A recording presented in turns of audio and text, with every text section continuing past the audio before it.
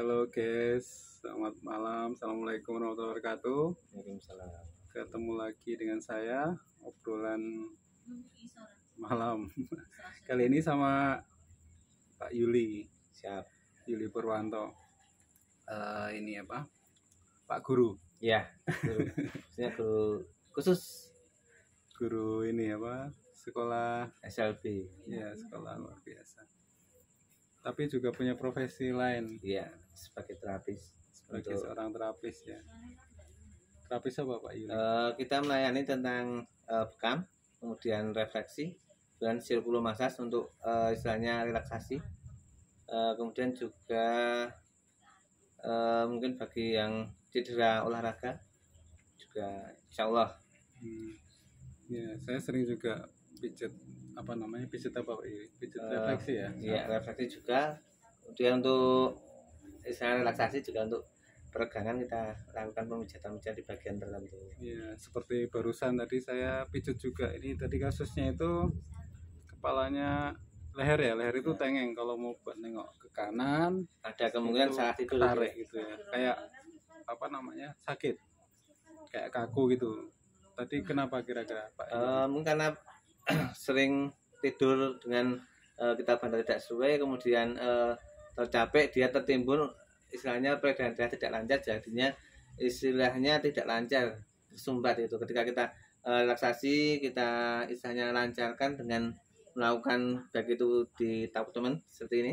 Nah, kemudian kita lakukan penyisiran, nanti akan terasa ketika ada hambatan kayak ada apa ya, kerenjolan kalau bahasanya itu. Nah, dari situ kelihatan bahwa peredaran darah tidak lancar. Iya, jadi kasusnya tadi kalau yang saya ini tadi kalau nengok ke kanan itu rasanya sini ketarik, di sini tuh kayak sakit. Jadi kayaknya ada berapa ya? 1, 2, 3 titik itu sing kerasa banget. Tapi kalau buat apa? Buat Itu juga kiri bisa itu juga, sudah anu Pak Imam. Jadi sudah tandon bahasanya Jawa itu tandon. tandon. Sudah kecapean mungkin karena otot sering kita gunakan tanpa ada istirahat yang cukup, kemudian mungkin juga timbunan lah, sudah lama timbunan, kemudian memang ketika sakit di bagian atas itu belum tentu pusatnya di situ, bisa saja terjadi di bagian bawah karena cinta ada gangguan, akhirnya yang terpengaruh di bagian atas. Iya. Itu seperti itu. Jadi mungkin kalau yang kasus saya bisa jadi karena kecapean ini ya, mungkin perjalanan jauh kayaknya. Kemudian kayak seperti apa nih, Jawa kena angin itu. Nah, Bisa juga ya. Angin apa itu? Angin kayak ketika, karena nanti kalau kita terapi pakai bekam itu kayak ada uap airnya itu Pak. Jadi mungkin kayak masuk angin apa jalannya itu ada kelihatan nanti kalau kita bekam.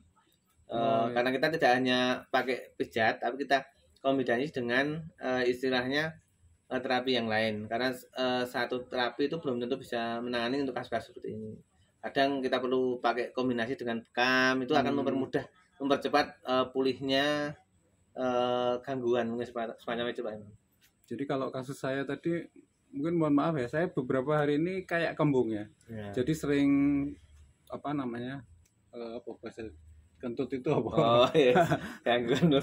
Jadi kayaknya asam lambungnya itu ya. Kayaknya mungkin itu angin ya tadi. Iya, angin, faktor angin itu tadi ya. Kalau kasus-kasus semacam itu kalau mau cepat pakai terapi bekam Pak Imam. Jadi tidak harus bekam basah, bekam kering pun itu kayak kerokan. Mengenai kerokan itu kita cenderung ke arah bekam. Karena kalau kerokan dia bisa tergores. Kalau bekam kita cuma istilah mengkop, jadi anginnya keluar.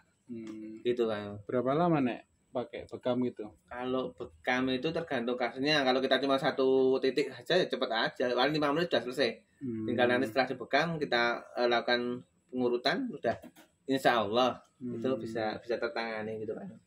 Nek bekam ini ya nggak ada resikonya gitu ya, nek kering?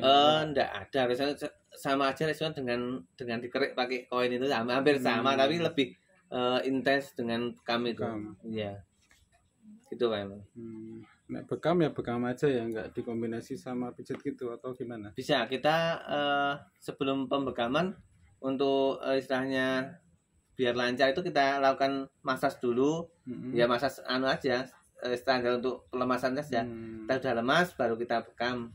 Nanti hasilnya akan beda ketika cuma dibekam saja. Itu nanti ya semua, tapi dengan tambah pemijatan itu akan lebih cepat. Gitu Pak Imam.